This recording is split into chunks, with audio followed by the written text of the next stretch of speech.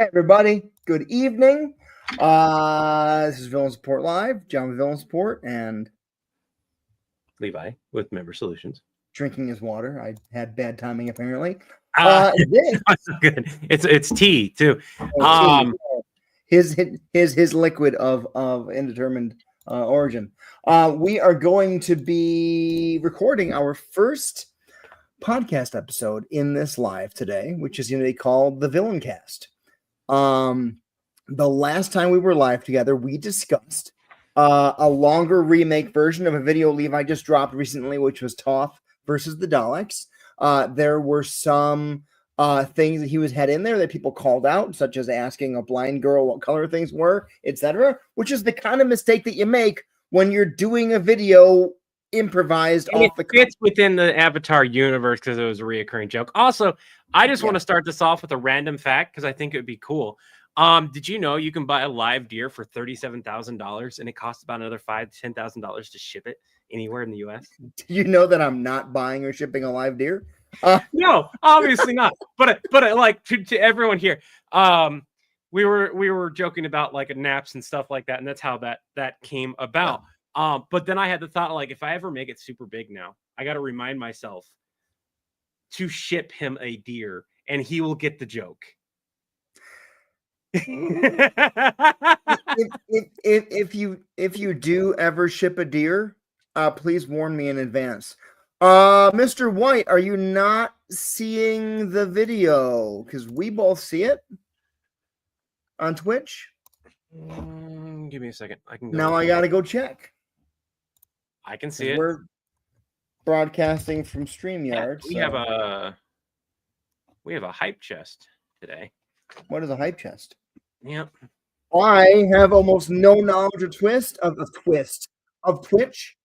So you're going to hear me asking beginner questions about Twitch for a while until I'm more used to it.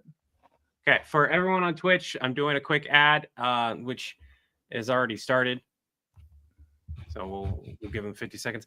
The reason why is because we found out as far as the pre-rolls go, the way the ads work is like you have to play an ad and then the pre-rolls will be delayed for a while. And we don't, until we get partner, we can't turn that off completely. So okay. All right, anyways, what I was saying was, Levi did a video recently, like earlier in the week or last week, Toph versus the Daleks. It was fun. There were some discrepancies and mistakes in it, which we've both had in bunches of videos. I'll tell you this. When one of us makes a mistake in a video about a character, I don't care how good or bad the video is, every single comment is correcting us on the mistake that we made. And when I first started doing this, 4 years ago, the first time that happened, I was so upset because I was like, oh my God, I made such an obvious mistake. This was so stupid. And then I was like, wait, look at the engagement I'm getting. And people aren't saying this to be mad. They're saying it because they love the video and they just want to make sure that I don't mess it up again next time. Yeah. And like, we could talk about 1,000 different things about like when we first started compared to now, that we've changed our opinions on. Right. One of the things that I think is the most, that we still look at, that we still have to remind ourselves is view count. View count hurts when it's not big, but if you don't take into consideration the length of time it's been up and how much people are watching it, that also hurts. So like we could have something, and a lot of my videos fall into this. I'd say at least half of my videos do, where my view count is not as high as we would like. It's our quote unquote channel average or something like that. But my retention rate is almost the entire video. Like that's people watching from start to finish. Yeah. That's people joining or who have joined, and the channel, people who enjoy the channel, love it and everything. And I've had to remind myself, I was like, I'm going to have videos that do poorly. I'm going to have videos that do the normal, quote unquote. And that's what most of my videos are now. And I'm going to have videos that just blow up. it wasn't until a year later, in all honesty, that we really learned to leave those videos up. Yeah. And Because the crazy thing, go ahead. I keep having videos that are getting more and more views over time. You keep having videos, and seeing people's accounts, and this is another thing, you don't try to compare yourself to people too much, who have like nonstop hundreds of thousands of views, and it's like, I don't care who you are, no one gets consistent views of 300,000 nonstop without something going on in the background. Yeah. There was, I mean, the great reminder to me was probably about a year and a half ago. We were at like 80,000 followers on Facebook, and it had really stagnated for a while. And we were putting out content, and just none of it was hitting. It was one of those lulls where no matter how good or bad the content was, it just wasn't growing.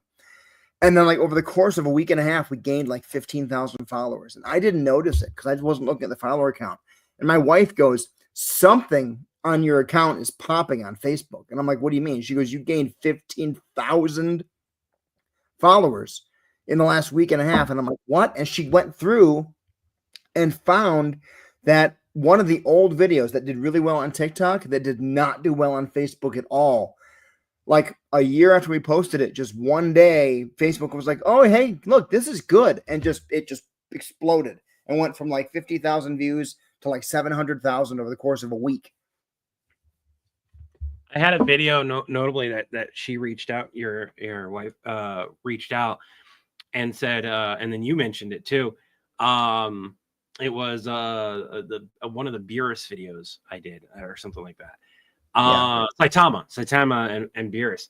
When I first posted it got like 30,000 views, and then it like dead stopped. And then a year later, I get a message from Aline, and it's like, "Oh, your video hit like 100K." And I'm like, "What?" Like I knew it was popular-ish for back when I had posted it, but I didn't realize it just like all of a sudden jumped in views. And I was like, oh, and I go and look at the conversations again, the new ones that have been sparked, and I'm like, I'm not entering this. I'm not gonna interact with it. So let's so here's how this is gonna go. I don't like the podcasts that are very obviously scripted, right? This is gonna be off the cuff. Yeah. We're going to live research things if we feel the need to. I was just gonna say that. Yeah. Most of it's gonna be off the top of our head. Here's the thing. And chat, if we're wrong, correct us. Yes. And we will go do research to argue with you about it. We're going to go back and forth between, devil's advocates on this particular subject. And the reason why is because I'm a huge fan of Doctor Who. Chris has learned through osmosis and what he's periodically seen. And I'm also a huge fan of Avatar: The Last Airbender. So I've got both subjects technically covered. Oh. But this is perfect because Chris is able to be like, I know the Daleks because we've talked about them. Yeah. Andrew, the giveaway sign up was originally going to start this last Saturday. I bumped it to start this coming Saturday because I realized midday Sunday that I'd forgotten to promote it. But the mailing list sign up is you will get notified of the giveaway if you're on the mailing list. Yes. So I need to go see if my dinner is ready. So thank you, Stephen Lockie. This is not the podcast yet. This is the pre-chat stuff. We will cut this bit out. And yes. Then for the podcast, we'll also do this number, so there's not empty space. Do you want to do this number? Do you want to keep it? I just don't like seeing myself up close. Do you want to have a colored background? What? Do you want to have a colored background, even though Toph can't see there. colors? Actually, you know what? Right there's colors right there. No. The background of our thing. Of the screen. Let's leave that because Toph can't actually see colors, even though that they can see or sense. It's experience in life is all black and white because colors don't exist in ground waves. Yeah. We're okay. Let's move forward. You know what I just thought about though? You know what's wild? Like in the part when Toph Go is get fighting the food. boulder. I know. What? I know, but you said you were gonna go get food. If we start the conversation now, we're gonna have to keep. You know what? Screw it. Go ahead. No. This is just the thing. You think about. I'm just thinking about the imagery from the show Avatar. She stomps her foot to like see the room, and it goes through the stage, down into the stands, and up through the roof. But she can't see the space intervening between the roof and the stage, because anyone who's not stepping on the thing, the moment she stomps, she can't see at that moment. I have additional information on that, Cool. but we'll hold off. Yeah. Okay. I'm gonna close Twitch over here because it's distracting me. I'm now going to get food, and I can bring that up again during the podcast. Stephen agreed. Wouldn't the ground waves be colored by frequency just like light waves are? I agree that they should be, but according to like the lore in the comics, she can. This is the thing. She's not totally blind. Did you know that? Yes, a Twitch sub does count. I mean, so Toph can tell when it's light out versus dark out. Yeah. And so she sees in limited black and white color, like black and white. But she just can't see anything more. Like it's very, very bad vision, effectively. Like if she's standing here like this, she sees that it's light in the room. You put your hand right in front of her face, the light dims, and she can be aware of the fact that something has dimmed the light. But that doesn't tell her how close that is, or what it is, or how big it is. Yeah. I want to go to food now. Hold on. She sees in shades, and it gets more enhanced based on her seismic stuff. Yeah. But we'll talk more when he's back. None of my kids want to make me anything to eat. I don't want to cook today. I'm just gonna have some mac and cheese. Mac and cheese sounds good.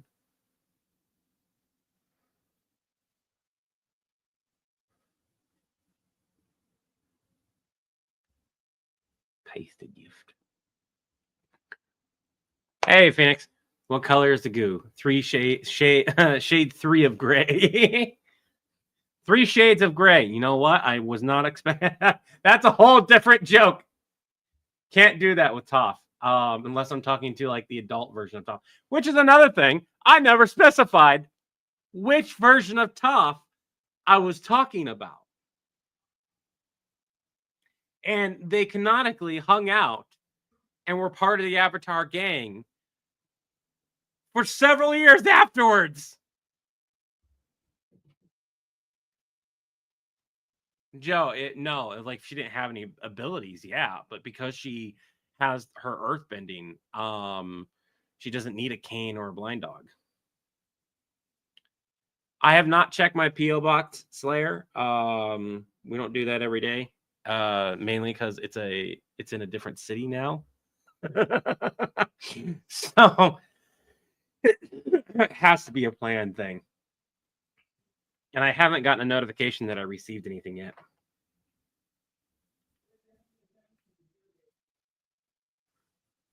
Apparently not, Paul. Apparently, Toph never really changed their attitude, even as an adult. It was more tapered. By the way, Troa, my kid stole the book for a while. That's another reason I haven't read it. Like, I went to go sit down and read it the other day, and I couldn't find it. And then I found out that he had stolen it, and I couldn't even be angry that he stole the book. That reminds me, I'm going to have to move my pictures around. So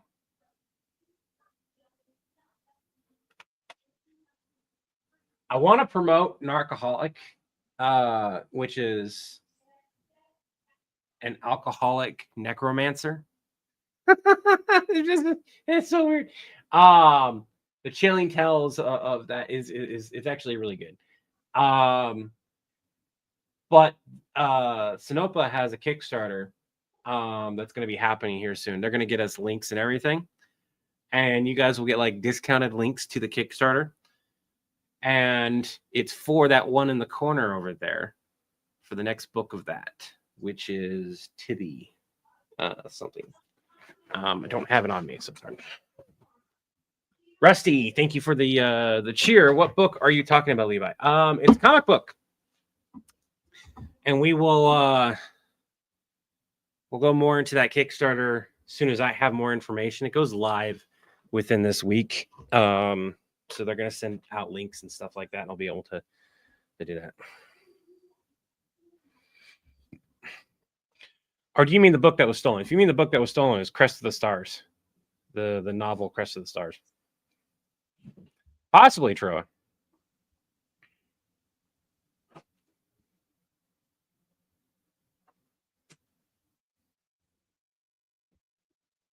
Was he live with me when I opened the coasters?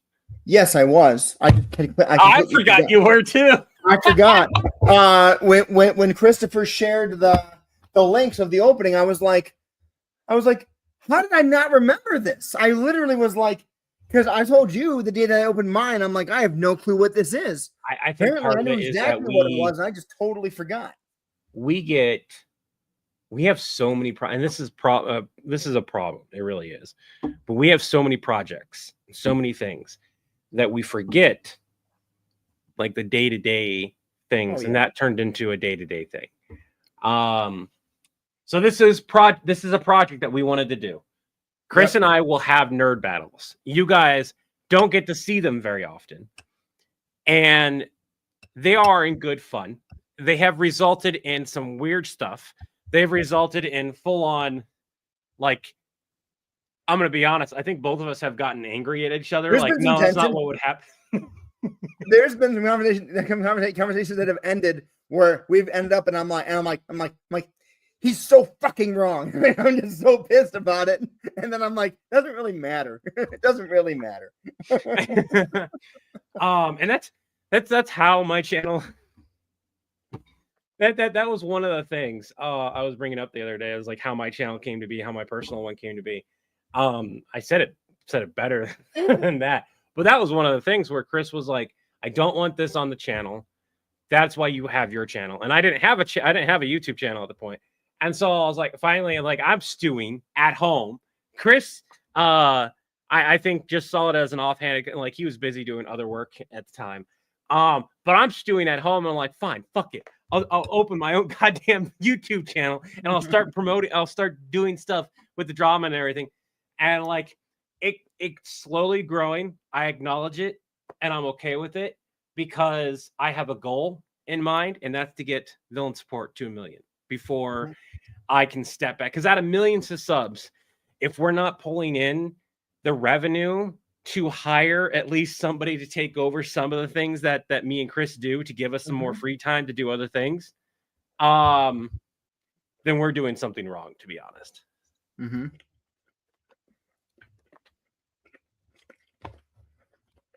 And that could be simple as just hiring a full-time editor to edit our videos. Right. But back on the podcast. Right. So Toph versus the Daleks. Let's talk about the powers of Toph before we talk about the Daleks. And there's a specific reason why I want to talk about Toph's powers. Mm-hmm. First of all, Toph has powers. Everyone keeps forgetting that. Toph has insane abilities. Now, do you remember, and this is one of the things I wanted to bring up, besides the blind sense, which we will go further into depth here in a minute, Toph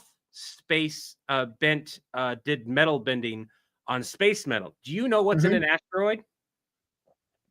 Iridium. It's not just iridium. It's a lot of different materials. Yeah. Including things that would make up plastic. Toph, without realizing it, space bended effectively. She elemental bended. Things that would not be considered Earth, like it was nothing. This is important for later on when we talk about the Daleks. It's super important later on, period. Because here's the thing. They never officially nerfed it. People go, oh, they nerfed Toph after that moment. No, they didn't. They shelved it. And they never discussed it again. There's a difference between, oh, they can't do this as well as anymore, and, oh, they could. They just don't realize it. And that's the same thing as Katara. Katara can blood bend. Yeah. But doesn't. Right. It's a huge difference. It's still again, it's still not like there's going to be other bits in that. And we don't know what was in the asteroid. We just know it was space metal. So that leads us to go, she's able to bend the elements, not just Earth. She just doesn't fully realize that power. If Toph believes it's metal, she can bend it. And older Toph is shown to be able to bend a traumatic more still. Like, it has not gone down in power. And Korra, the Legend of Korra, you still see that. Now, her sense in the comics and further on, her ability to see, the easiest way to describe it is like Daredevil. She can see things in the air if they're making noise. If they're not making noise, she cannot see them. She can see them with a lot of detail. Here's the thing, though. It was confirmed that she can sense 100% every bit of Earth. So that's metal. That's plain dirt. That's whatever element it is. She can sense wherever it's at. So if somebody's flying and they're silent and there's Earth above her, she knows that location. She can sense it. That's a crazy powerful ability when you're fighting an opponent that has metal bits attached to it. Because at that point, no longer are they protected. Because it doesn't matter if they don't make noise. It's shown in both the original series and Korra. If you are throwing a rock at somebody in the air, an earthbender can stop the rock in the air. Which is gravity defying. I want to point that out. What the hell? It is defying gravity. That earthbenders, like, you have airbenders who are powerful, but you're defying a natural law of order by holding that rock in the air. And you're not telling me? I mean, one of the ways that they fight. Where do you get that, Super Game Freak? She can't sense pure platinum. That's her only limit. I want to see that. So that's from season 4 of Korra. Just like she can sense it. She can't bend it the same way that she couldn't initially bend metal. But she learned how. And I think with enough exposure to platinum, she would have been able to bend it. We just didn't see that opportunity with Toph because she was 190 years old or whatever. She bended mercury. You don't get much more of a pure metal than mercury. Think about it. Think about the way that earthbenders fight, though, right? A lot of them will stomp on the ground and rocks jump up into the air and they punch at them to fire them at their enemies. They're not touching them. They're not only popping the rocks up in the air, they can sense where they are in the air enough to pinpoint, shoot them. So, okay. So she has an incredible sense, able to defy logic and natural order laws. It's proven that, especially later on, she develops the fighting style of the Legend of Korra with the ropes, chains, and all that stuff. Could a firebender on the same... There's an answer to this question. We need to say it out loud. Could a firebender on the same ability level as Toph be able to control a nuclear reaction? We're again talking about, this is a question of exposure. Just like Toph needed time with metal to learn how to control it. A nuclear reaction technically is fire. So technically, a strong enough firebender with enough exposure to nuclear reactions or explosions could control it. The problem is they wouldn't survive the exposure to those things or have the opportunity to get used to it to control it. Maybe now in our Earth, if you brought a firebender into one of these facilities where they're studying fusion and let them spend hours and hours and hours around the tiny little fusion reactions we're doing that are sustained for 30 or 40 seconds, maybe they could start to affect it after years of time. But it's not a feasible. In reality, no. In like crazy weird theory, probably. It would be along the lines of, would they in the dire strait be able to bend it? Probably once if it's a strong enough firebender. the good example of this is not Aang firebending, but Aang as the Avatar redirecting the lightning from Sozin's comet, super powered lightning that the Fire Lord Ozai sent him. It was powered by Ozon's comet, so it was the strongest lightning ever done, and he redirected that. And it was said that if anybody else had done that, they would have died. But that's Avatar Aang, not like normal person. So again, we're going back to Toph here because we got off topic here. So effectively, Toph can see things in the air, sense elements, and is able to control them. That's a good point. There's mineral water. Yeah. So should Toph be able to water bend mineral water from a very mineral heavy hot spring with time and exposure to it to learn to sense the minerals? Probably. Is Toph going to spend 7 months sitting in a mineral water pool learning how to bend the water a little bit? No, because it's a pointless task for her to do.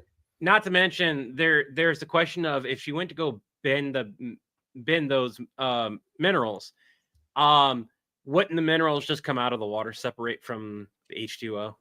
Very possibly, yeah. Yeah. So you have to think about that a little bit more. She's bending elements, not necessarily the water, mind you, but she is still bending them. Okay, so she's an incredibly powerful bender. She's able to sense things that normal people can't sense a lot, and she's basically the Daredevil of Avatar: The Last Airbender with more abilities. Okay, the Daleks. Okay, and in context, the video in question had the Daleks in Avatar: The Last Airbender world, and this is going to be important. It is going to be very, very important about why I'm discussing this like this. The Daleks throughout Doctor Who have shown different abilities, different levels of abilities, and different levels. This is key here of Daleks. And even in New Who, during David Tennant's run, there were inferior Daleks made of inferior quality DNA materials. You have this thing of, you have drool or something. It's melty cheese. Melty cheese. Okay. I'm sorry. Where they destroyed those other Daleks. Now, this is why both Daleks and Cybermen can and will use the materials that they have at their disposal. Yep. They do not automatically make those materials super magic Dalectanium metal perfect once they have them. No, that's not how that works. They use what's available, and if what's available is of inferior quality, you have an inferior Dalek. That's just the nature of that, how that works. There have been, now we need a melty cheese bender. I'm the melty cheese bender. There have been wooden Cybermen. Whiteware is 100% correct. There have been wooden Cybermen. So this is key about this. I put Daleks in Avatar: The Last Airbender, not Avatar: The Last Airbender in Doctor Who. Okay? I'm going to admit this right now. In no way would Toph realistically be able to fight an army of Daleks, if she was placed in the Doctor Who universe. Now, she would stand a better chance than most, but she would lose. The same reason people go, the Predators would destroy Kevin McAllister. Yeah. And that is correct. They would in any situation other than the Predators being inside Kevin McAllister's universe, where Kevin is basically untouchable. And a meme version of it and everything. Mm-hmm. We're not using the meme. We're still giving them powers and abilities. So you have one Dalek will turn around and make a bunch more. One Cyberman will turn around and make a bunch more. If they're dropped into that universe, that is just the nature of what they do. Mm-hmm. There are outliers where they kind of refuse because it's so inferior they don't want to. But there's an assumption, and we don't say how many of these Daleks got stranded or using it. And I'd like to point out that A Dalek can go up into space. A single Dalek cannot shoot down a precise target from space. A bunch of them would need to do that. Yeah. And then on top of that, you're still not going to hurt Toph because as far as Toph is concerned, their reactions are superhuman. Yep. In the Avatar universe. In the Avatar universe. Not to mention, for the sake of this video, and I'm going to spell this out, I'm pretty sure that Toph was fighting Daleks. DUH-LEKS. Daleks. Oh. Stupid Daleks. Daleks.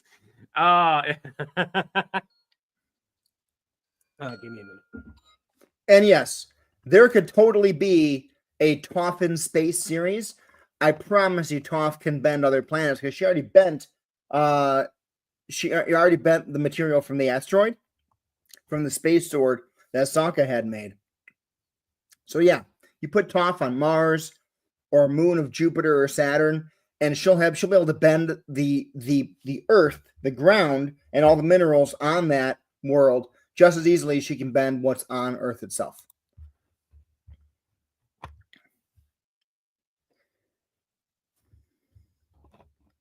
Yeah, I mean, Earth is made of space material. When Earth was formed, it was formed from stuff that was in space. So Earth is space metal anyways. Everything all right? Yeah, we're good. It was just right. a kiddo issue.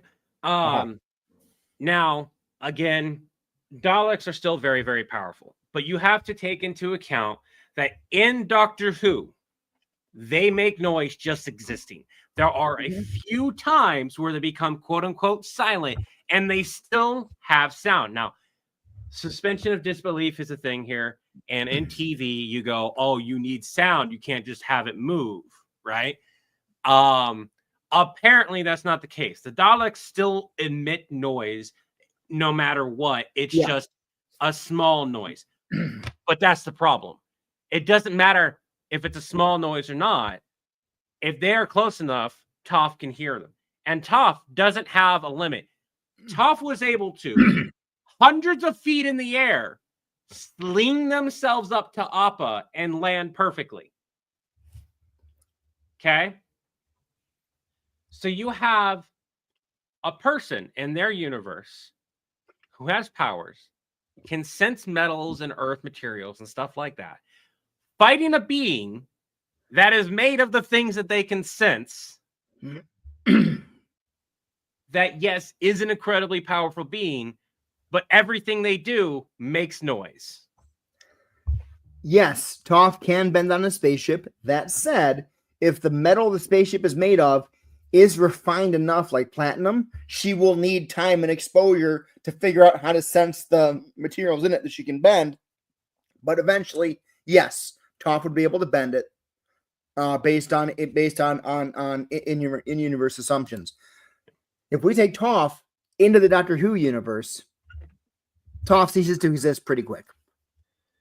Now, that's also underneath the assumption that Toph doesn't still have some type of Doctor Who companion type level of plot armor where they're able to battle against them. Now, let's say Toph has experience against Daleks before they go to the Doctor Who universe.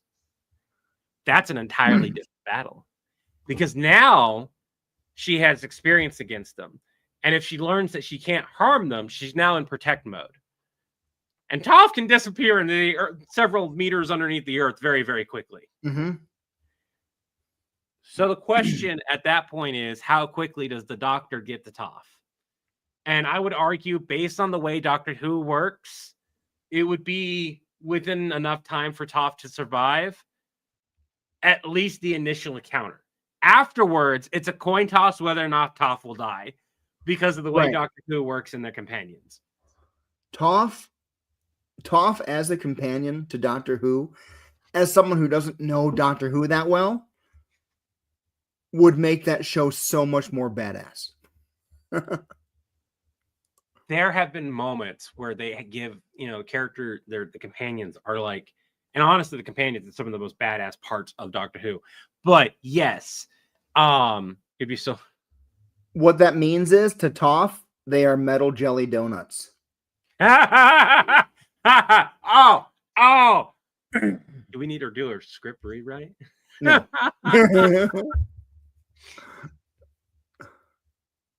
That's a pretty good joke. God. I mean, maybe we do. It's a good joke. I'm fighting metal Tootsie Pops. What? Hard outside, soft chewy center. What they wouldn't Toph wouldn't know. I think the jelly donut would still fit. Yeah. I don't know that we'll figure it out. Still want Toph versus Deadpool, one with an adamantium scale. That would be fun. Ooh. Toph versus Wolverine. Toph could do to Wolverine what Magneto did. Is that a pure enough metal that Toph would have struggled to bend it though? At first. But I think, and you got Wolverine who's not going to honestly hurt a kid. No, so if it's a kid version of Toph, much higher chance of survival and learning how to bend it. They would be allies because they would never fight. But she could still, with enough time and exposure to an adamantium, could probably do it. Yeah. See, Toph versus the Terminators is almost the same conversation as Toph versus the Daleks. I would agree, yeah, because you've got it depends on which Terminator, because the original T1s, she would totally be able to bend those. Those things were crap, right? She'd be able to bend them. The liquid metal one she'd have more trouble with, I think.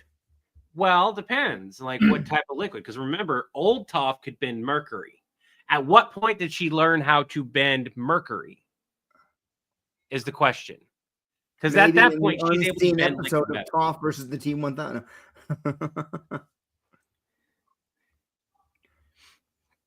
For the sake of a lot of our videos, it's the what is funnier type of thing versus what, like, again, people compare us to Death Battle, right? Yeah.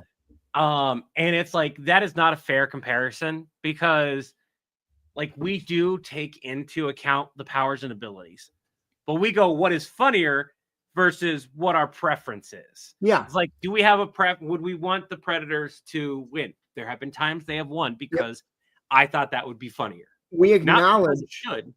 Go ahead. We acknowledge the powers and abilities of villains, and we still do. I mean, we got a comment on the video I did today.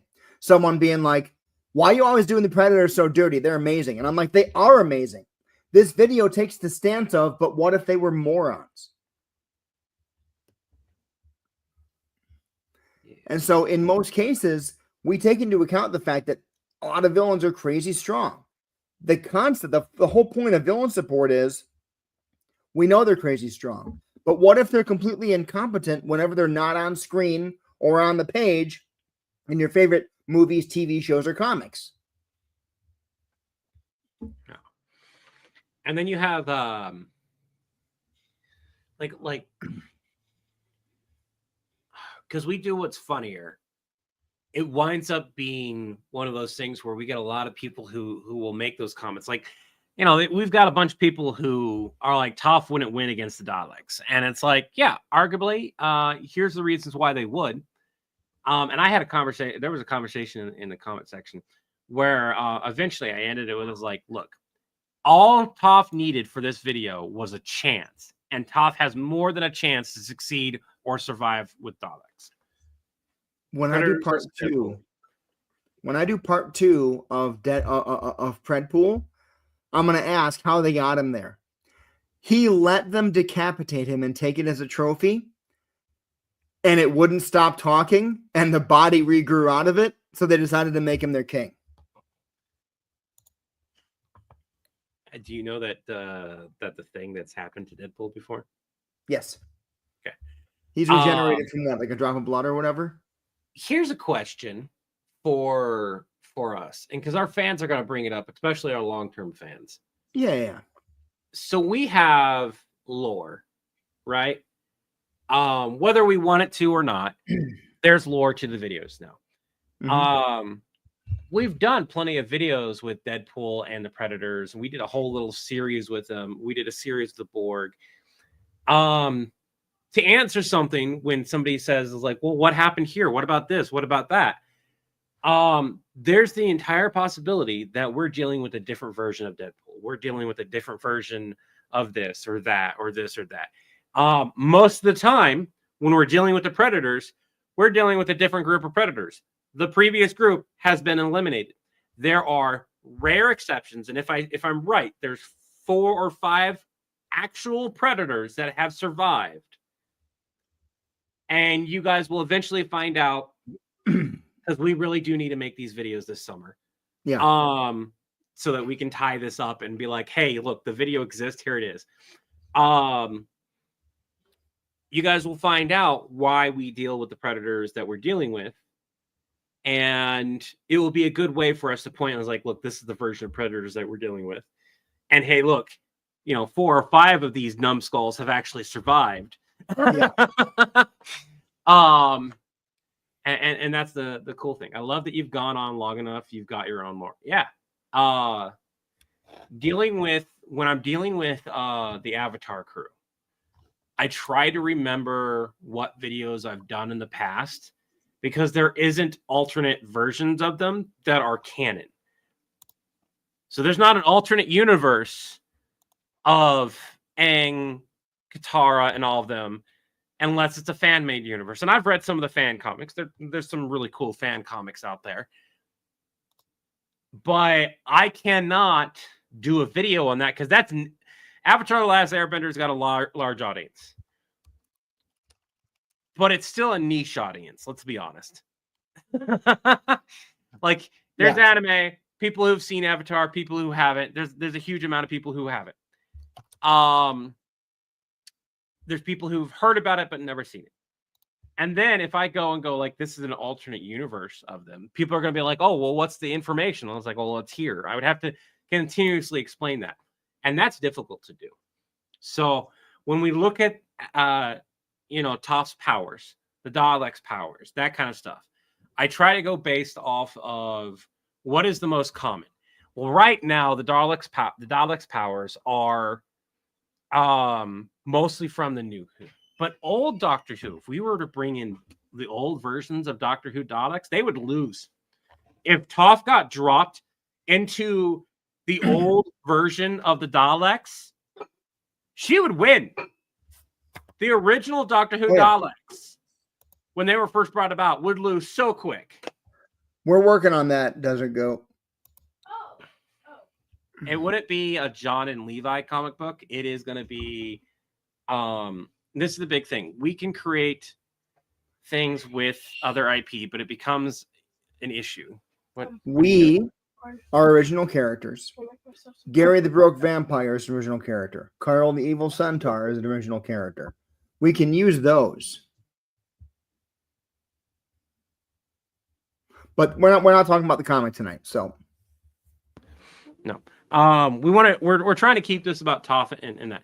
Toph can metal bend, Toph wins. Hawk,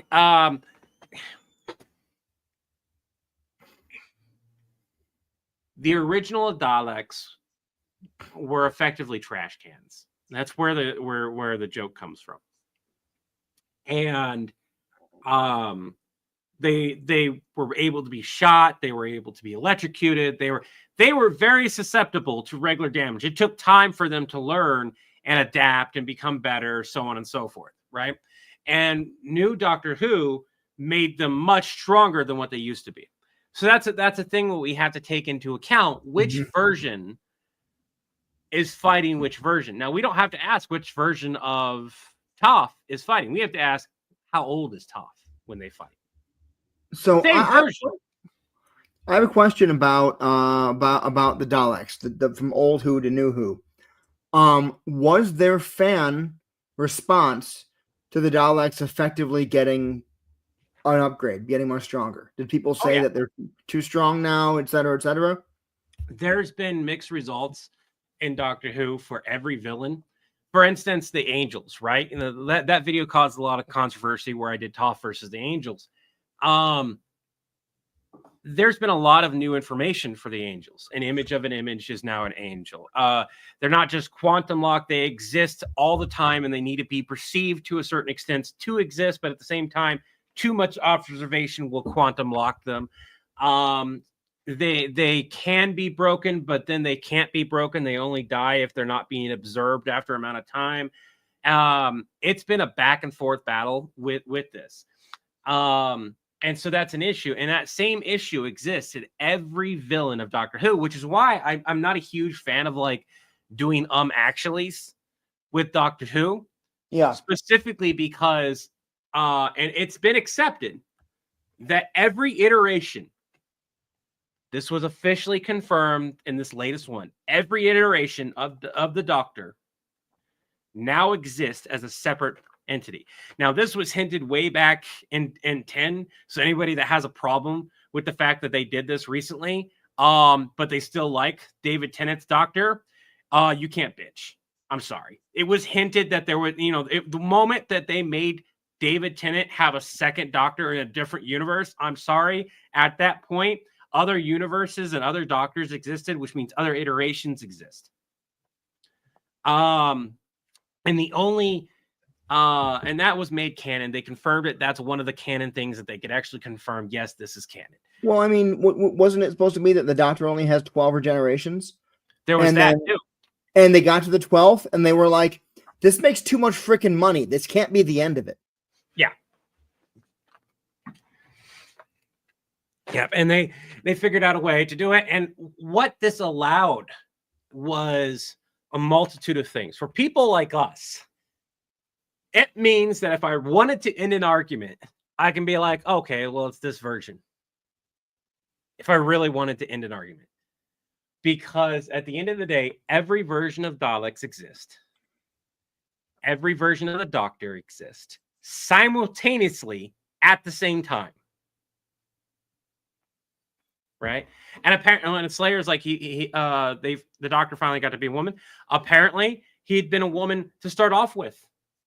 And so on and so forth. There's so many things with this, and that's one of the reasons I love Doctor Who, but one of the reasons I hate arguing about Doctor Who. Because at the end of the day, everyone's right. No one's wrong, but no one wants to accept that they can't be no one wants to accept that. People want to debate what's been seen and made versus what could be. And then they won't have, like, the same people will be like, well, I haven't listened to the audio dramas. I haven't read the comics. I haven't done this. I haven't done that. Or I don't think this version of the Doctor is canon. I've actually had conversation. I've actually been like, okay, I can't have a conversation with you anymore because they literally said, oh, well, anything after this Doctor, I don't consider canon. I'm like, then you don't have an argument anymore. Like, and this isn't just with Doctor Who. This is with any fandom. We've experienced this in several fandoms. Yeah. If you go, this doesn't apply because I don't like it, I'm done with having a conversation with you. But at the same time, so many people have a finished opinion of a fandom or a franchise that they care about. You're like that with Dresden. I'm like that with Doctor Who or Constantine. Yeah. So like Dresden is still being made. When Dresden is done, we can then talk about, can Harry do things Harry hasn't done? And we've already done that, like with Harry versus the Dementors. Mm-hmm. It's just a matter of power. Harry Dresden would wreck single-handedly the Harry Potter universe. Yeah, I don't argue that either. And this is a thing that got brought up. People corrected me like, oh, the Dementors can't be trapped by chocolate. And I was like, I looked it up. Chocolate is considered love. The reason why chocolate works against the Dementors is like that. No one has ever attempted to just surround them in chocolate. There is an entire possibility of being able to just do melted chocolate circle like a supernatural thing and trap a Dementor. And I went and I had Kevin do that. Because it was a possibility based on the lore. that was pre-existing, even before the author wanted to make a bunch of changes after it had been finished. And even after, they never corrected it. It was still love that made it, and chocolate represents love, and that is a weakness to the Dementors. The creatures on Demon Reach aren't made of metal. Toph would not have an easy time with them. Toph versus people made of or with metal in them, Toph has a chance. Toph versus supernatural creatures that are not made of metal and not made of earth, bye, kid. And this goes into saying with the Cybermen, like the Daleks will make inferior Daleks until they make stronger ones, and then the inferior ones will be sent off to die. Cybermen don't do that. Cybermen just straight up will make the best version of Cybermen they can at the time, and then make an upgraded version, and then that other version still exists, and then goes and gets upgraded later on. Okay, Daleks will send their own kin to go off and die. Cybermen will go, now you go get your upgrade. That's the biggest difference between the two, if I'm going to be honest. So, Toph versus Cybermen, I do not think Toph would be able to win nearly as easily because the Cybermen are encased in metal. They're flesh encased in metal. They're not pure metal. Would Toph be able to stand a chance to run away? Depends on how pure they decide to make the metal, of whatever metal that they're using. Mm-hmm. And that's the same thing with the Daleks at that point. And what they have as resources. Because like I said, there's wood in the Cybermen. And if the Cybermen went with wood armor, Toph wouldn't be able to do squat. Okay? Yeah. So at that point, what is the best Avatar crew to fight that? Well, that'd be Katara. That'd be Katara and Aang. Or, and this people are going to hate me for this because he doesn't have powers. Sokka is a genius. 100%. I'm going to show some love. Anyone that wants to yell at me can yell at me. Sokka is a genius. Not just a battle genius. He mastered several different forms of fighting, even though he couldn't bend. And he did it within weeks.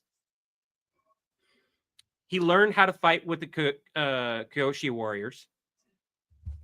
Learn their battle stance, how to do it, everything like that. Go ahead. Say what you need to say. No. Finish. I'll put the comment up afterwards.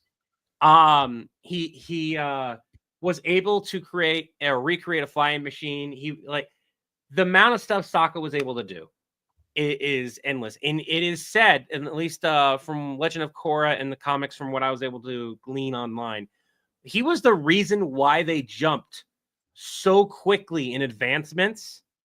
He was like one of the main people and the main reasons why their scientific advancements just jumped a lot. Him and the scientists that he was working with. Okay, you go ahead. I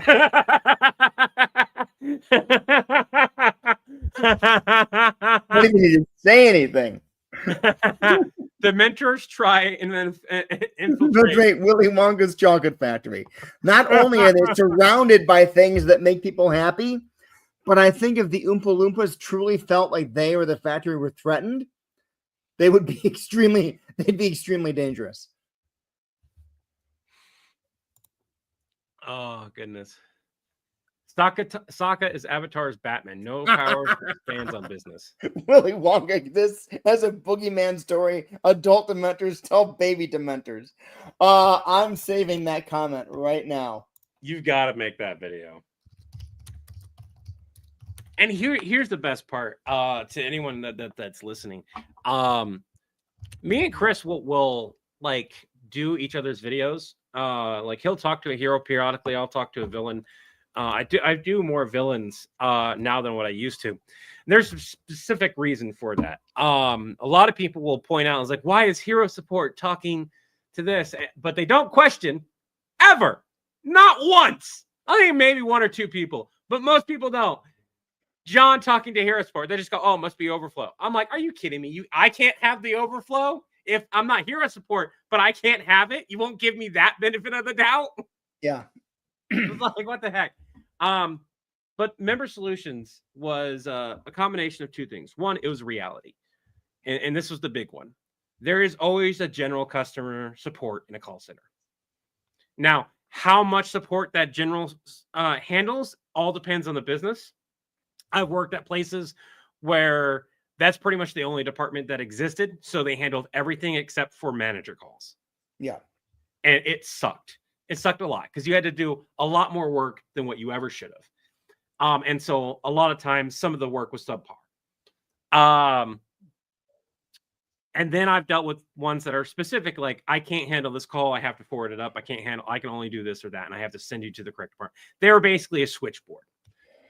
Yeah. But the second reason why Member Solutions came about was I didn't want to box myself in to just talking to heroes because there's less opportunity in those calls. So much less. Yeah. And like, there's a bunch of fun things that we can do. And because the way I handle it, and there's, people now know that both Levi and John are managers of their respective departments. The Karen videos doing so well. Toph versus a Karen would be funny. That would be funny. I don't think there's much more to talk about on the podcast thing. Like, because it all just simply depends on which version of which that you decide to fight with them. I mean, it does. I mean, we've been on live. We've been live for almost an hour here. We've been talking about, this for about 45 minutes. We don't need to do a 2-hour podcast. It can be a half-hour podcast. The next one could end up being an hour and a half long conversation. But I think that this would be worth. This is worth pulling and putting up as a podcast. People listen to. They can comment. They can have arguments. They can give us ideas for other videos. We had a chance to hear from the comments. Comments that are both relevant and irrelevant. But it would be a mistake for us not to grab comments that are good for other videos while we're on here and put those as notes for later. You want to make a point where we button the podcast so it's easier to edit, like the 50 marker? Sure. Mr. White, we can still see the Twitch comments in StreamYard. I didn't turn Twitch off. I just switched to a different tab on my screen so that I wasn't getting distracted by 30 seconds behind real time me and Levi on another screen. So Twitch has been on this whole time. I've been seeing the comments. I do apologize about that, Mr. White. You guys were there. I didn't mean to shut them off. It's one of those things where it's like we get more comments from YouTube. And if you're on YouTube, because we got 64 viewers, we're on Twitch and we're trying to get more and more people on Twitch. We need 75 people consistently on Twitch for a little while in order to get partner. And getting partner on Twitch would be huge. If you want to watch this live after we're done, go ahead and watch it. It's not going to get locked behind any type of paywall whatsoever. The best place I would say to watch it for us because is honestly going to be Twitch for the time being, mainly because it's a lot easier to make clips and stuff on Twitch. Just let me know if you guys did make some. We have a Discord, all that stuff. We need to start promoting stuff. And a podcast quick promotion we should do because all podcasts have them. And a quick podcast quick promotion is a few different things. One, if you like dice, especially really cool, unique dice, we have a link where you can go and grab some of the most beautiful dice. And if you're watching this, I can show you some of the dice. We've got there's wand dice. There is spaceship looking dice. There's dice that are out right now that have Cthulhu on the back of them. That's like a roulette dice. And it's awesome. They make amazing stuff. It's high quality. I highly recommend it. Second thing, if you want any villain support gear, there's two places you can go, which is villainsport.com. And most of our merch is there. There is limited merch through villaingear.com. There's workout stuff. And the reason why it exists is because it's cheaper The place that we use is cheaper to run over there than it is by like $10. And we were like, we don't want people paying $50 for a workout shirt. I wouldn't pay $50 for a workout shirt. I will admit, I have that workout shirt. I love it. It's comfortable. It breathes. I highly recommend it. And it's beautiful. I love it. On Twitch, downloader, we're villain_support on Twitch. So that's a bit of the self-promotion, paid for promotion. We get a commission based on those dice. I want to thank you all for listening. And have an Acme Day. And remember, having an Acme Day is a product of Villain. Having an Acme Day will retroactively build your account. Have an Acme Day. All right. Now we're going to continue the live. That's just our button point.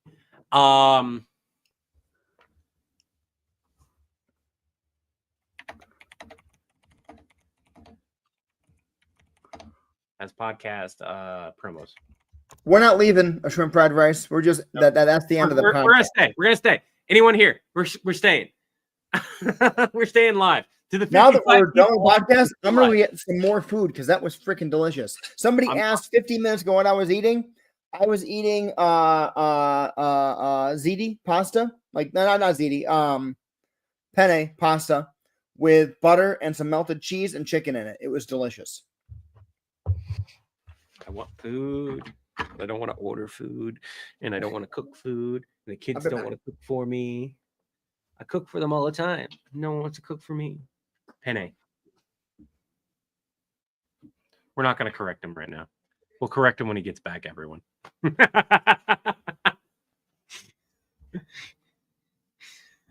Peter Pan is actually a villain, and Captain Hook is the hero.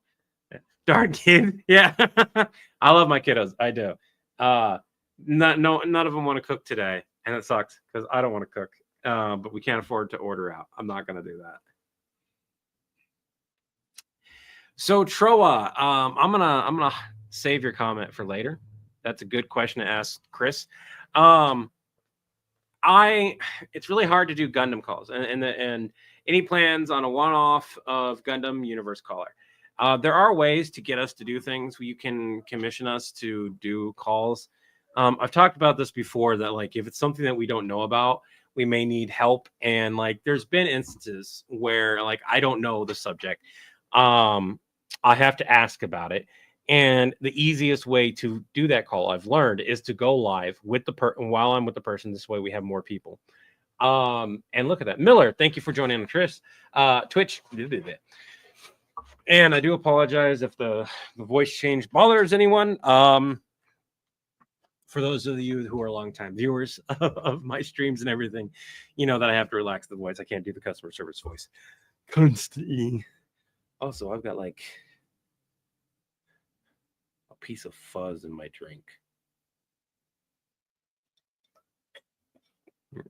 I'm sitting here still drinking. Don't get disgusted by that. I can't get it out. And I don't have a place to just toss the drink. So I'm going to sit here until I can get the piece of fuzz. Hot chocolate sounds good. Oh, yeah. Hot chocolate sounds great right now. Duo calls to ask member solutions for help. Find some again. I'm sorry, everyone, if Twitch is a pain. It's the best place to go to. It's monetized right now. We need more people to chat over there, say hi. We're going to be working on getting it to be more interactive. And the great thing about Twitch is just how interactive things can be. We're going to commission some artists for some, small little gifts and stuff like that. My spouse has experience in doing that as well.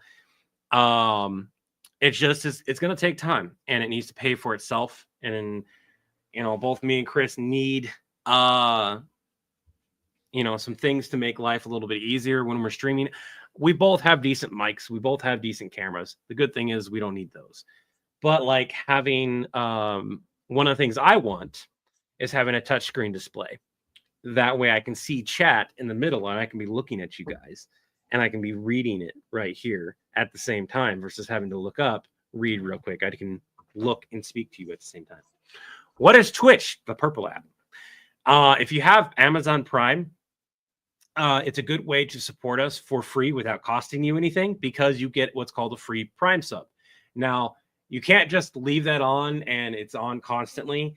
Unfortunately, they don't have a toggle switch, and you'd have to go on once per month and be like, oh, I'll give my free Prime sub to this streamer. But it is a way to support us, and we get, I think, most, if not all, of that money. It's awesome. All hail the mighty kitten army. Yeah, we'll have to do that. There's oh, you know what? Do you guys want?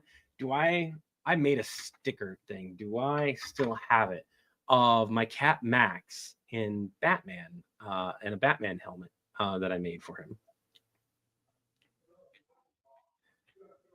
Do I have that? Download it. If somebody that's on chat has access to Discord and wants to send me a reminder to find that for later on, I should be able to.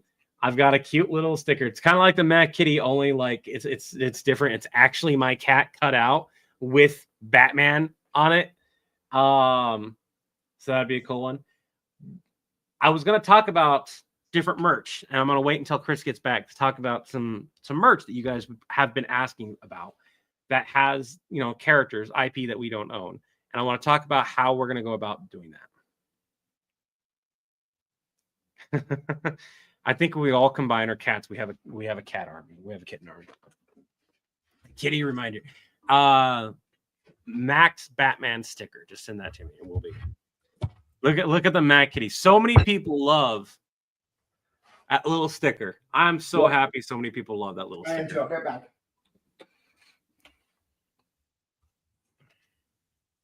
Calling it Batman. He is an absolute awesome cat. And him and Frodo will probably be during the summertime. We'll be more downstairs, and you guys will see more of them on like my chair and stuff. I don't know how the air conditioner works, how well it works. Hopefully we have air conditioning, because if we do, there's a good chance I won't need to have air conditioning in my garage.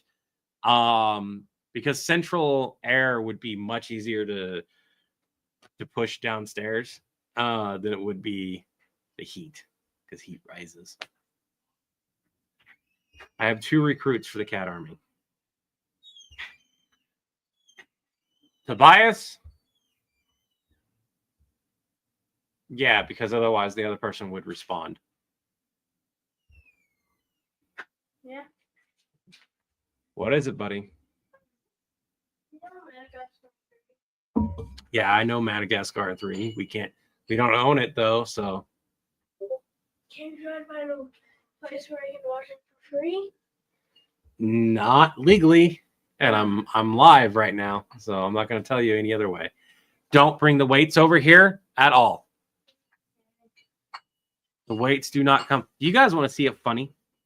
Let's show you guys a fun. Oh, I don't think I downloaded that yet. Nope, I did not. So I got to download a funny. So I got the scenes filmed. They're filmed for Stitch 40K Part 2.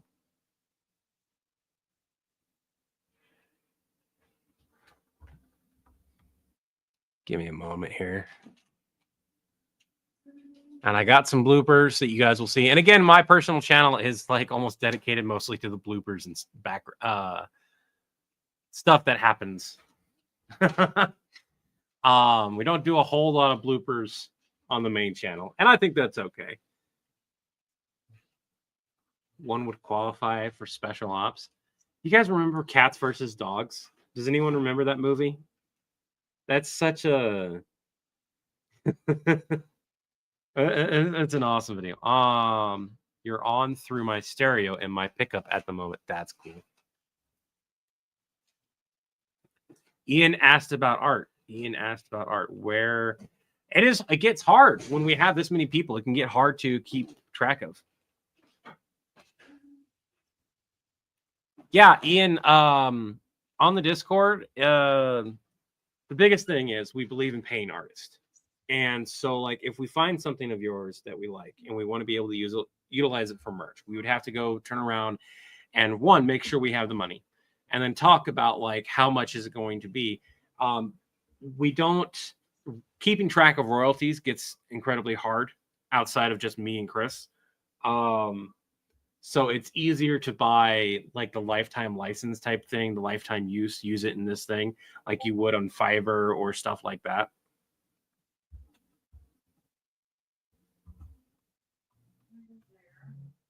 Why is there a giant mess of pretzels over here? I think it's Raven. Have Raven come down here, please. Okay, I'll tell her to come I don't want to deal with bugs in my office. I'm already going to deal with bugs just because of other stuff. Cat dog? Yeah. Yeah, that was the kiddo.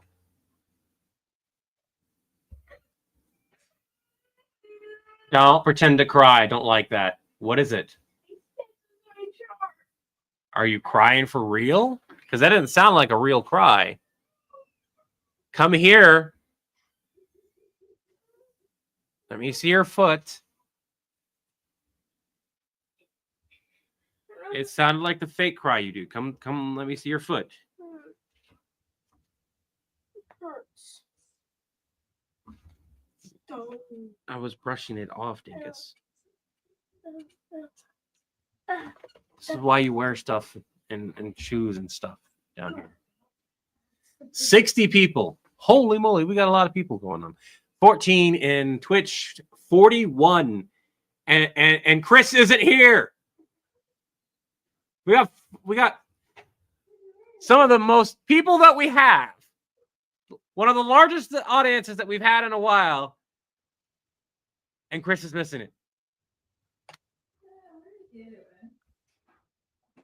Do I gotta go? I can't even do that.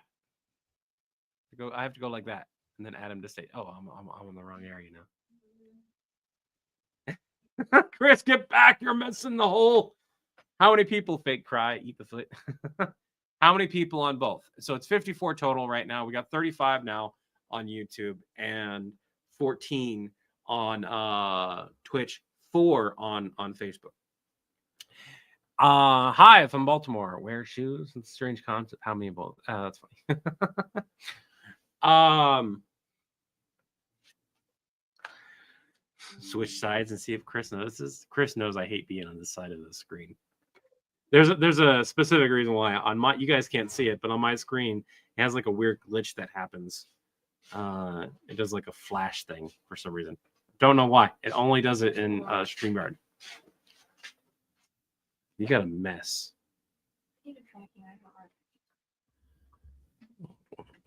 There's a vacuum upstairs, but like, yeah, just grab the broom. You can just sweep down here. Super easy to sweep. You don't need to do it right now, but can we make mac and cheese for you and me? Can you make mac and cheese if you're done with streaming, so I don't have to do it all by I myself? don't know when streaming's gonna get done. I don't want to eat too late, kiddo. Would you finish Smarties? No. Okay. Sending Mary P, Wonka Santa, Animatics, and Easter Bunny, Peter Cottontail in a D&D session with the mentors. So, what is going on with Chris right this month? Like, I'm back now. I'm sorry. I had to use the facilities. missing one of the largest streams that we've had in a while. Look at that, 54 people. We had 60 at one moment. We had 60 plus when we were doing the podcast earlier. Yeah. Chris from the pits I summoned thee. So I'm gonna show off some bloopers. Chris got to see one of these bloopers, or like one of these things. Look at the comment.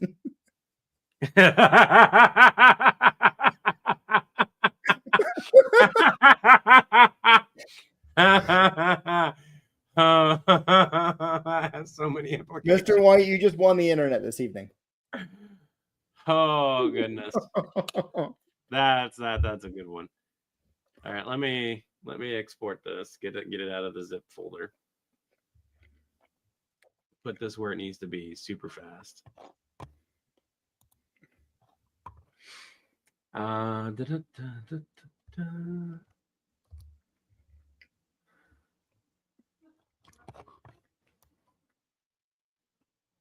Melting Stitch. I had to set a new folder for just Stitch because there's so much going on with it. Oh, And I sure. haven't done it with Constantine because Constantine isn't nearly as hard to edit. Like I don't have a bunch of resources that Mhm. need to be added to it. It's mostly just per video and then a storyline. Stitch, so much harder to edit, everyone. Mhm.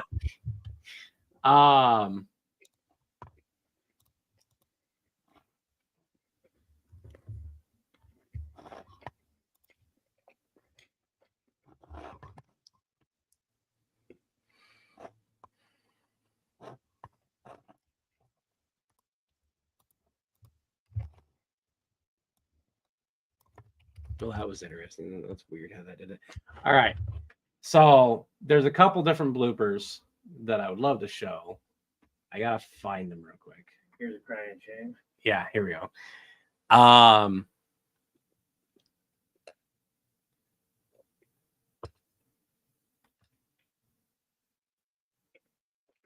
Here's a crying shame. Behind the scenes moment of Stitch Part 2 40K. I poured myself, made myself good old fashioned Southern tea in a mason jar. I didn't even get to take a damn sip before the damn thing fell off my chair because it's too damn big. That was fucking like 3 cups of good sweet tea and ice all on the ground. Fuck.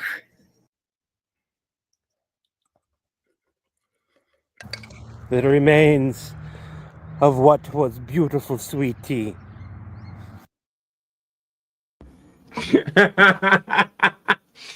to anyone wondering how Southern, like this brings a funny story.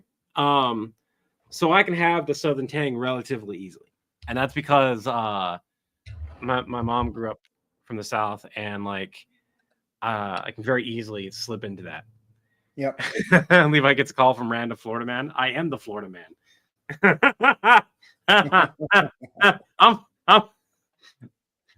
I'm blooded Floridian. If anyone, there's a bit of tidbit. Might explain a lot. Don't get much more sound.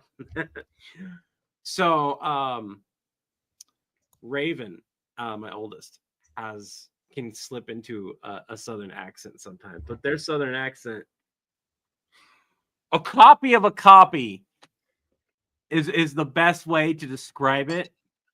And then they'll do stuff that they've heard from like TV shows, and I'm just like, sweetie, I love you, but that's not like people hear me and they go, oh, you must have been raised by Southern parents. People hear them. Entirely different. So thank you, Mason Caudill. I gotta say, I live in South Carolina right now. I have tried sweet tea, and I really don't understand what's so exciting about it. What's so what? So exciting about it. It's just a cultural thing. That's all. It's way too sweet as far as I'm concerned. I agree. Not like I can't handle it. Like when I was a kid, yeah, I loved it. But like nowadays, I do not have like giant sweet tea very often. It's not something I care for too much anymore. John, headcanon of mine, all for Kerbu, ditto inversion, actually sent Nappa to a separate timeline where John is slightly nicer to him based on the ending. Levi still treats him the same. Fun story. When we were doing the end of that, my original plan for that was Nappa getting sucked into a different universe and swapping places with a much more commanding, like, head of the Saiyan Armed Forces Nappa from Villain Support, where he was in charge and John worked for him. And John would be dealing with a much more forceful Nappa. But it got too difficult to write and perform, so we abandoned it. Yep. And on top of that, it was just fun. Like when we came out with it and we decided that it was going to be a dream sequence type deal. Yeah. And people still took it a different way. There was this conversation that we had that was like, do we want to correct them? And I remember saying, I was like, no. And we discussed the whys. Why do we not want to correct them? And it was engagement. It was just people having fun at the end of the day. And there was not a need. And that's something that's really cool, because like Chris will have that same conversation with me sometimes when I go and make a video. It does really well. They're really can't, like, I'm struggling to figure out a part 2, right? I can't figure out a part 2. It's doing really well. We should jump on that.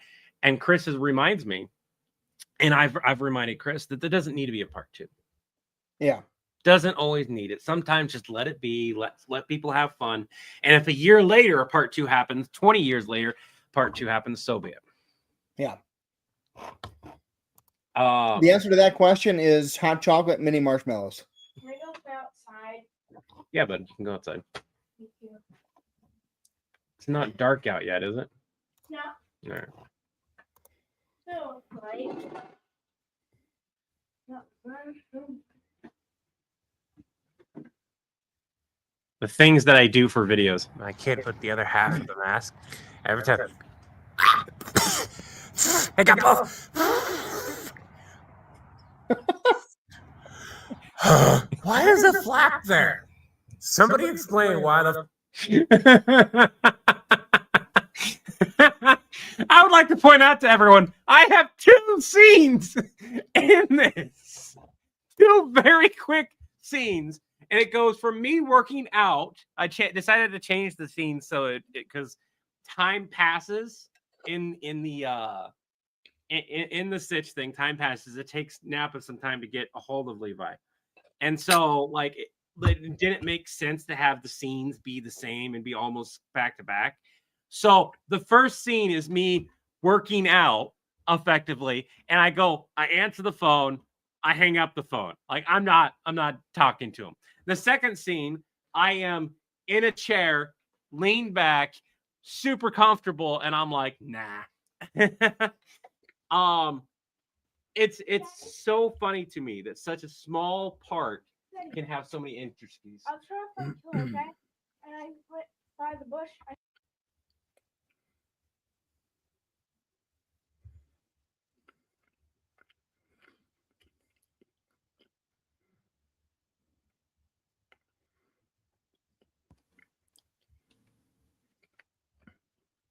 Are you lying? No.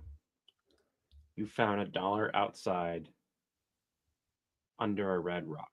Yes. I'll show you the rock. Yeah, bring me the rock. It's too big. Oh. You know that one rock that's like next to our front porch? Kind of. Do we have money hidden in our yard? Like, you're not pulling my leg. Are you? I'm not gonna. I'll be right back.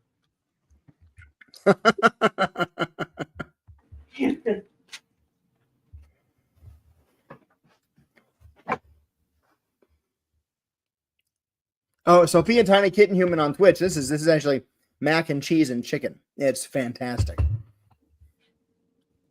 Yeah, $20 is $20. And I hope Levi brought a shovel, because if I found out that there was money in my yard, I'd be doing more than just looking under a rock. I'd be digging around the area. I just hope it's not mimics, because if it's mimics, Levi's not coming back.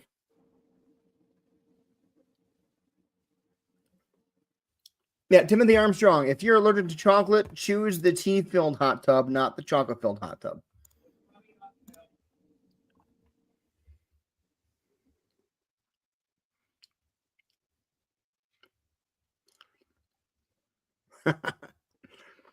Napa could dig up that yard so fast. Somebody lost $1 in the wind.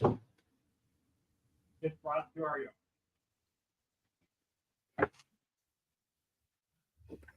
Just $1 in the wind? Pretty sure that's Hey, everybody, let's clap for Levi getting down the stairs without falling. I didn't have to go down any stairs. Oh, you didn't? I thought you were downstairs. I'm already downstairs. Oh, all I had to do was exit the building. There's an outside option downstairs. Gotcha. Yeah. I'm in my garage. Oh, No. okay. Yeah. Metal detector needed, right? But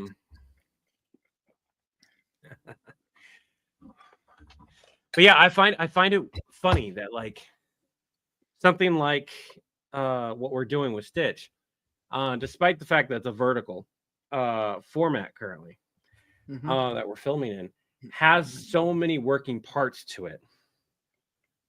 And like when I was setting up the scene where I'm laying in the chair, for those of you who are not in filming, who don't watch the back, the scene behind the scenes and stuff, when you're doing content, social media content, you're everything until you have the money to pay other people to do the things. Yep. So I'm like having to figure out the angle. I'm having to figure out like where am I going to place the mic where it can't be seen and I can still hear me clearly, and all that stuff. And that the tea falling was a casualty. Here's the best part: I set the tea down, the chair didn't move. I walked away. I got about 3-4 feet, and it fell over. And I wish I was recording because I legitimately went no. And I didn't run over to it. The tea was gone. I was like, no. I just walked over and I was like, no. Almost all my ice that I got really lucky that I had brewed enough for a different cup that would fit in the cup holder without issue. And that's the cup I went with. I found $1. Oh shit. No, Bring me the $2. this is the same one. I need to show you it. There's stipulation about whether or not he stole money from his sister. And with him randomly getting money constantly, I'm starting to think he stole money from his sister. I hope I that's not the don't case. want to believe it. I hope that's not the case. I hope that's not the case. So while Levi is gone, talking about mimics reminded me of this was like 2.5 years ago, 3 years ago on TikTok. We did a whole series about mimic arrows and mimic arrowheads and how and how Villain Sports sold them as an option for customers. Whereas you would have to train the mimic arrows, they would have to imprint upon their user. It wouldn't work for anybody else, so they wouldn't bite the person firing them. But that when you fired a mimic arrow at somebody, it worked like a regular arrow until it hit, and they also began trying to eat whatever their target was. If you guys are interested, I would totally be open to revisiting that series and remaking it. I really hope he's not doing what Levi just said. I hope that is just legit. He found them and cool.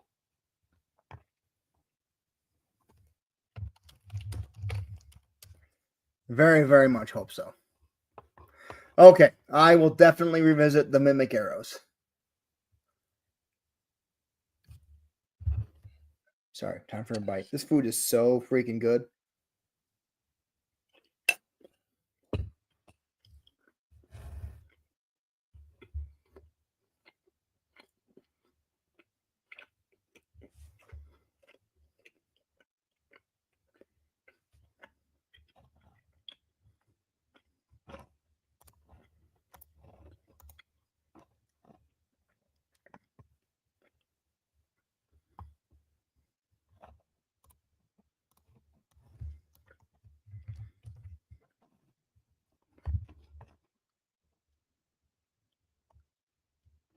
Mimic coins in a regular chest or mimic. Yeah, we also did mimic armor. Again, it imprinted upon the user, so the user was fine.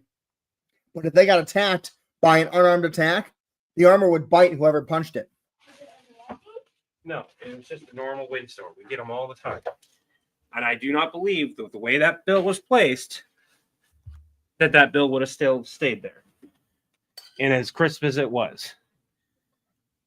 And I really hope that I still have my sequential bills. Now go on.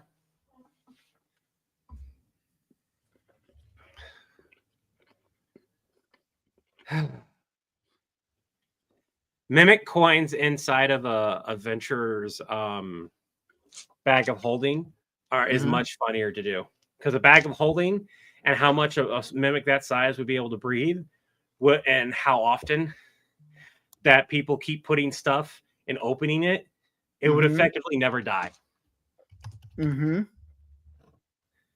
Because every time that they go, oh, I use this, oh, I put this away, it's more air.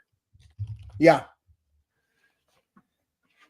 And a mimic does need to breathe, but not that often. Mimics are shapeshifted predators, take on a form of their objects, creatures. When it changes shape, a mimic excretes an adhesion that helps it seize prey and weapons that touch it. The adhesion is absorbed when the mimic assumes its form and on parts the mimic uses to move itself. For those that are wondering, what if the bag of holding is a mimic? That's even funnier. There's a manga that kind of does that little thing too.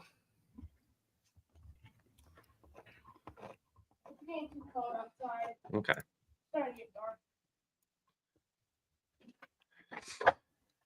All right.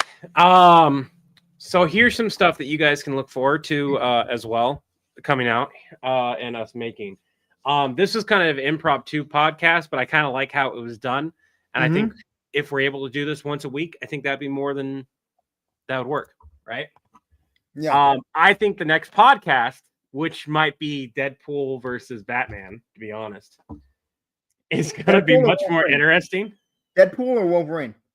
Sorry, Wolverine, not Deadpool. Wolverine versus Batman. It's going to be much more interesting because, like, objectively, I know more about Batman than probably Chris does. I've got much stronger feelings on that topic.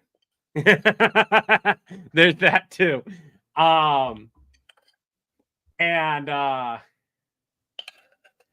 We had some strong feelings in the Discord that we were like, we got a table and we've got to make this a podcast. This has to be nope. We were getting angry at each other.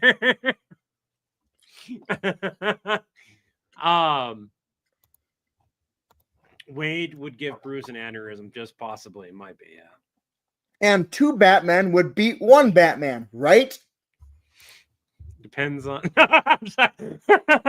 Here's the funny thing. That's a thing that's happened, and the Batman that they were fighting still won. So that's just bad writing. I could say the same thing about Wolverine because that's happened for Wolverine too. So you know what? It doesn't matter. Oh, anyways, we'll save that one for a different day.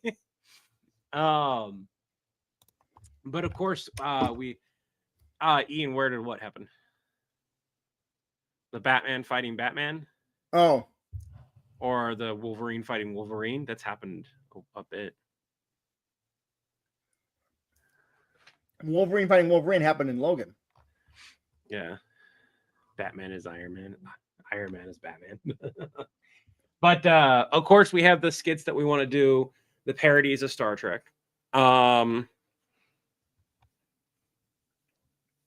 I'm not concerned about my background where I sit. I could very easily just do it here. So could Chris. I'm tempted to do that live though. Film that one, film those live so we can like get people's opinions on how to like we want to change that. I don't know if I'll go live tomorrow to do editing. I might go live later tonight to finish editing. I have to start editing the Stitch video. That's going to take me a while. A mimic of Starship Enterprise. Or what if Iron Man had mimic armor? Oh, that's a thing, by the way. Toph versus Technovore. I'm not entirely sure I want to do a Toph versus series so much as like continue to finish making this series, see how well it does, and kind of go from there. If people want to see a different thing, there's mimic armor. There's actual stats for mimic armor. You can look it up. Just Google it. It's a thing. It's been a thing for years. There's a version for 3.5. There's a version for 4, and there's a version for 5e and everything. They've updated it continuously. I'd love to do some of our D&D skits. Part of the problem with doing D&D skits is that I have to find where my other shirts are. But it might be a good opportunity for us to redesign the shirts, to be honest. Oh, that's what I was going to bring up. There has been a lot of people who wanted us to make stickers of some of the thumbnails, and it'd make a great sticker to do things with some of the IP characters that you normally wouldn't see and everything. I'm not sure that will be a thing that will ever be on the Villain Support website, and there's a main reason why. It's much harder for, like, we could probably do it on Redbubble and get away with it, but it's much harder to do it on like Fourth Wall. And because if we get a takedown notice, like, we don't want to deal with that, right? Because then that's them looking at the channel and then going, you know what, you promoted it on your channel, let's go ahead and take down a bunch of these videos while you're at it. I don't want to even risk that. Right. So there is a way for us to do these type of this IP stuff, but it has to be specific to outside sources or stuff like that. And then we can be like, hey, this thing exists. It's over here. Now, me and my spouse have looked into it. We can do things to a certain limit in our state, right? Like, I could do the thumbnail of the Samara Chronicles that I made. I could turn that into a sticker if I can find the original thing that we did, because we did have it as a sticker. Some of you actually have the sticker. I was just giving them away. Yep. Because I hadn't had all the information at the time, because parody art is copyright protected. In Utah or in general? Yeah. However, making sales on that parody art is a gray area. Basically, it goes state by state. Some states have rules where you can make a certain amount of money from it, and then if you make more money, then the company can complain, regardless of who it is.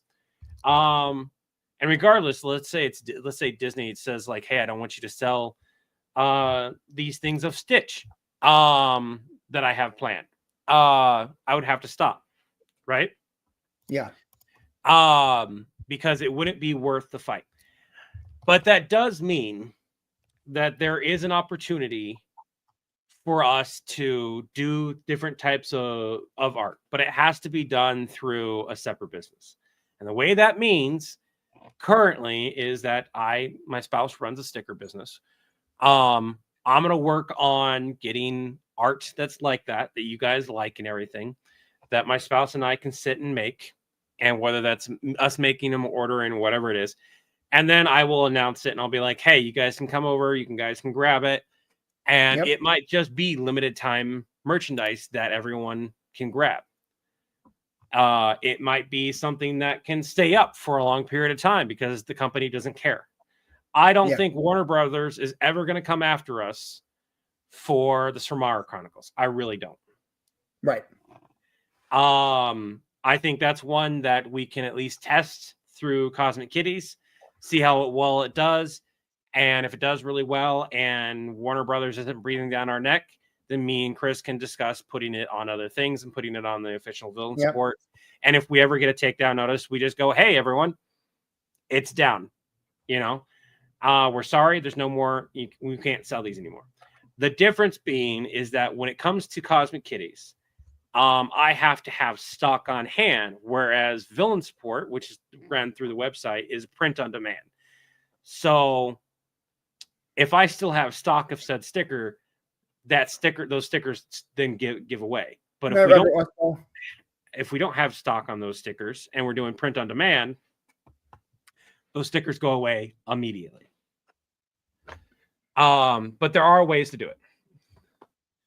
But what if Stitch was purple instead of blue? It would still be, if the character looks like Stitch, it can be an issue depending on what it is. Like if I like the Kamehameha stitch, I'm gonna work on having somebody. I'm gonna work with an artist to draw up a proper Kamehameha stitch. Like the one I use cannot be made into a sticker. It's not done well enough. I combine a bunch of pictures and layers, and from a thumb point standpoint, no one's looking at it closely enough. Once you own a sticker, you're going to notice the flaws.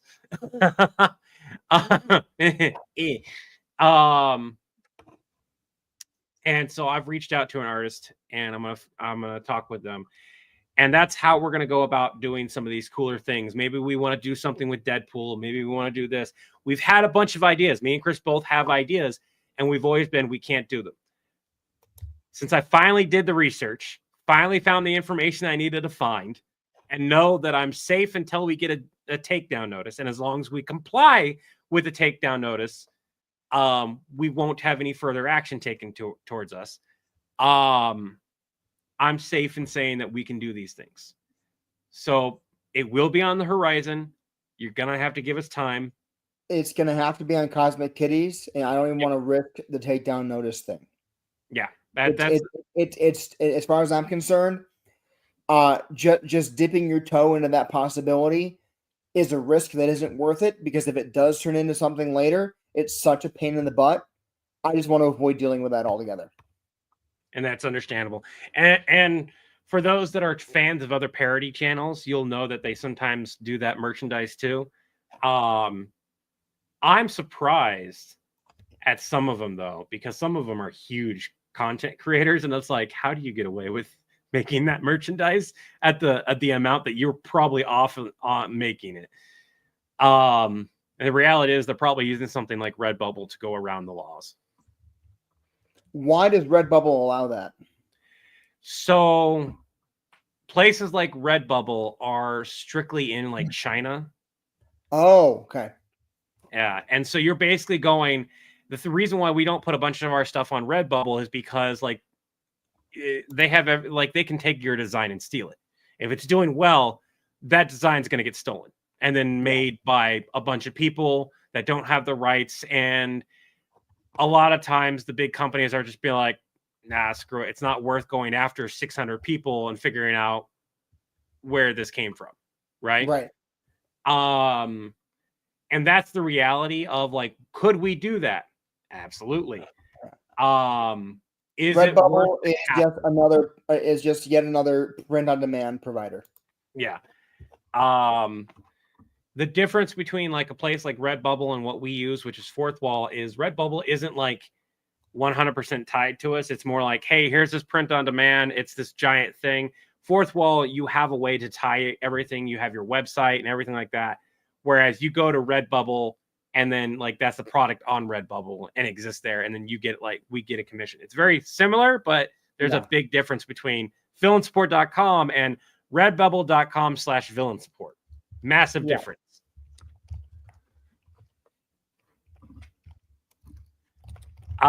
Timothy, I love the world of Batman Beyond. Batman Beyond's villains is Batman's villains. And it's very easy to do those villains.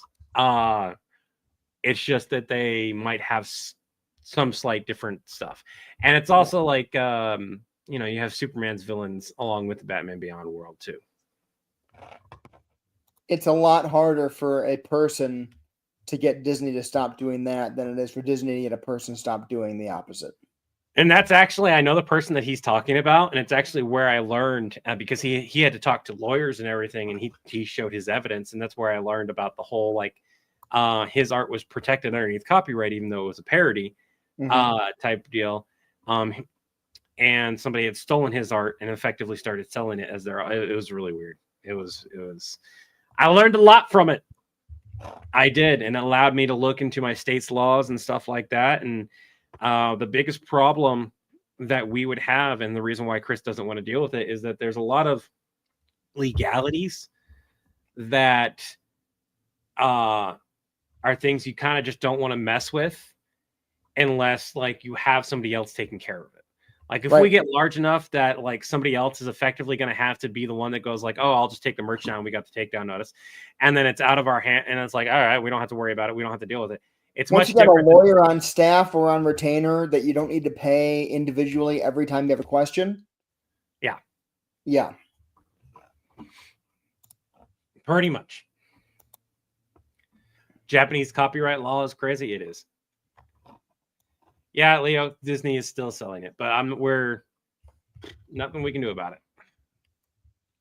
He called him out, and that's all he can really do.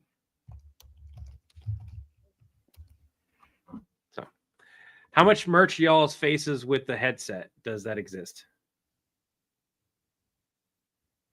Oh, how much of our actual faces are on merch? None. There's one, I guess technically, and that's the chibi of yeah. angry, There's the Angry Chris sticker, which is right here. You have really bad lighting right there. I know.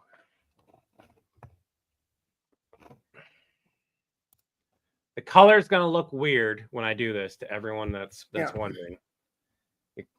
But yeah, we can see that a lot better. Ryu made that, right? Yeah. Yeah. It's me going. And I absolutely love it. And I would love to have more of it. We need to figure out like what Levi's version of it would be. Does Fourth Wall, Debbie McConaughey, Fourth Wall is all print on demand, villainsupport.com. Everything for sale on there is just an image we uploaded and told it which products to put the images on. And that's that. And the reason why I like it from an artist standpoint is that like they're not going to take that art. Our art is protected. Fourth Wall will not just steal that and send it somewhere else. And anything that's not on Fourth Wall, stuff like this, that's the villain support badges, things like that. Cosmic Kitties was doing. It does capture the essence. It captures the essence of John. Yeah. I, in real life, am a tiny bit less angry than John is. I think anyone who's seen enough of our lives has seen me get very annoyed very quickly. But then I also get over it really fast. I picked up my TV in my room. I found my $5. So you found a total of $7 now. Yeah. All right.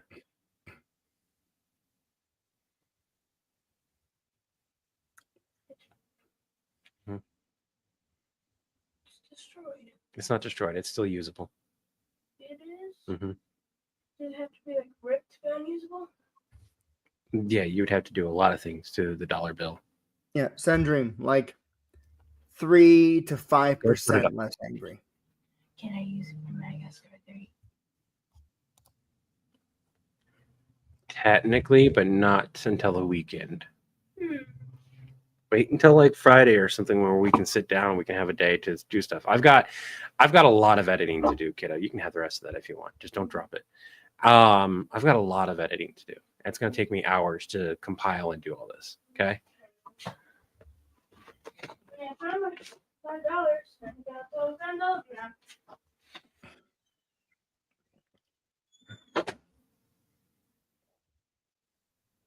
See if I can find the take that I want to use. Show you guys. This is one of the takes that is good, but I don't think it's the actual one. 2 scenes. Went through all this. Tiny Kitten Human, if Levi needed to log off to deal with the kid, he would have done that. Yeah, no, we're good. Here it is. I'm sensing a currency mancer.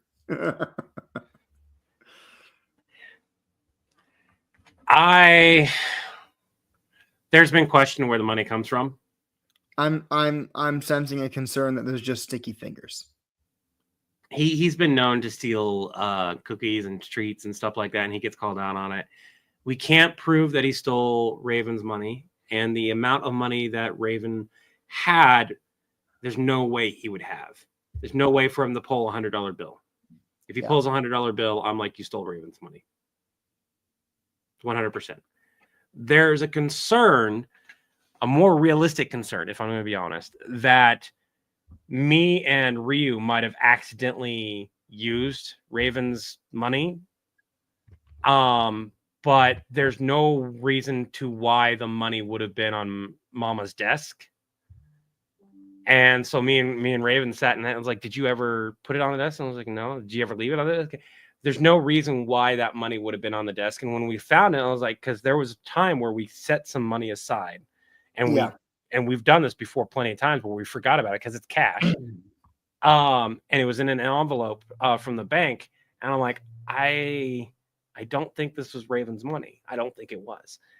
But there's that concern when Raven wasn't able to find their money after moving and they had already found it once. It's like, we don't know where it went.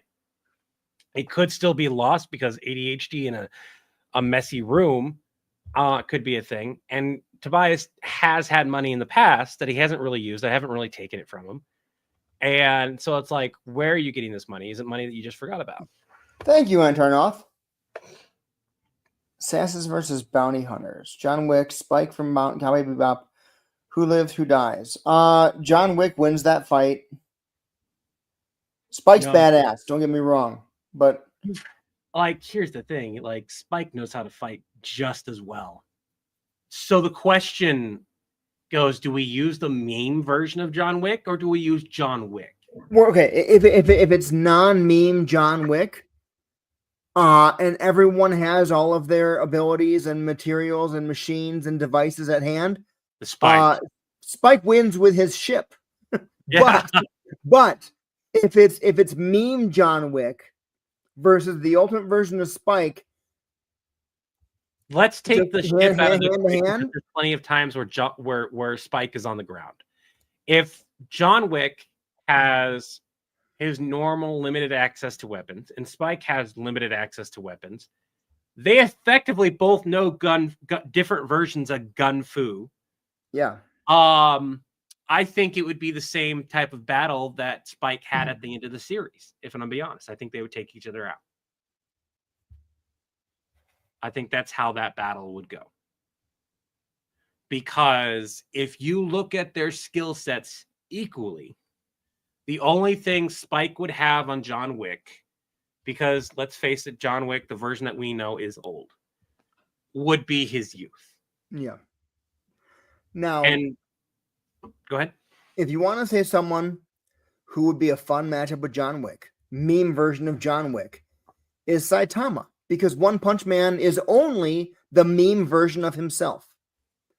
And I think Saitama, if he was serious and had a reason to fight John Wick would be a stain on the ground. Yeah.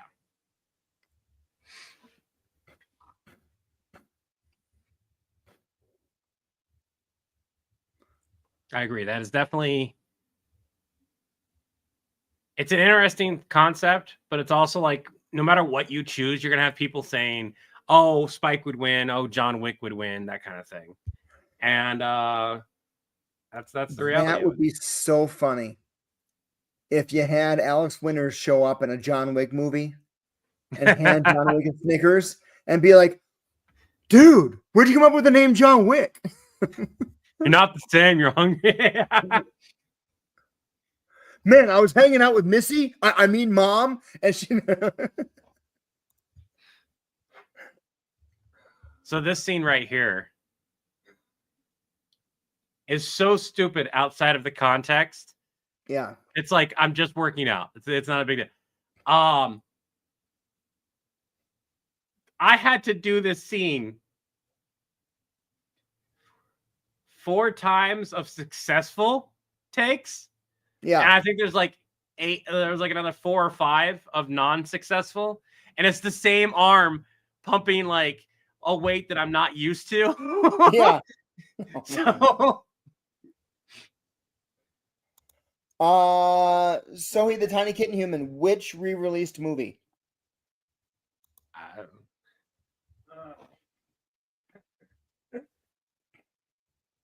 Some quick behind the scenes. First of all, this is real merch that you can buy at villaincast.com. Secondly, I mentioned I'm disabled. I'm trying to get in better shape. Don't do things that you shouldn't do. And I should not be lifting the amount of weight I'm currently lifting as much as I've had to lift it because I've had to refilm this like 8 times. Same fucking arm each time. So, are we talking about the Cowboy Bebop movie where Spike fights the guy on Mars, or a different movie? That's a good question. Because I'm only aware of one Cowboy Bebop movie.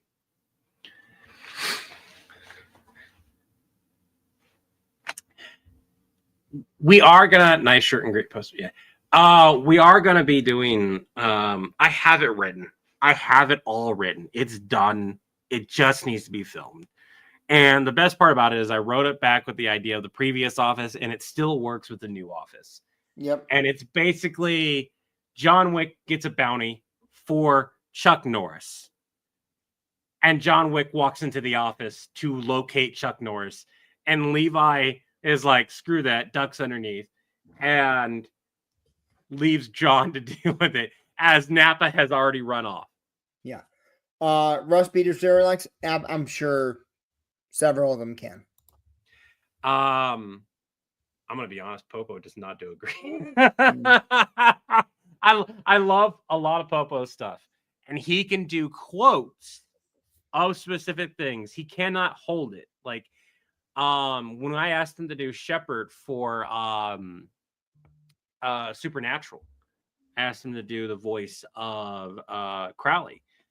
He did an okay one, but it took him several takes to like get right where I needed him to be. What's really funny is the minute you mention Popo, I get the notification that he is live doing Alucard plays Fallout 4.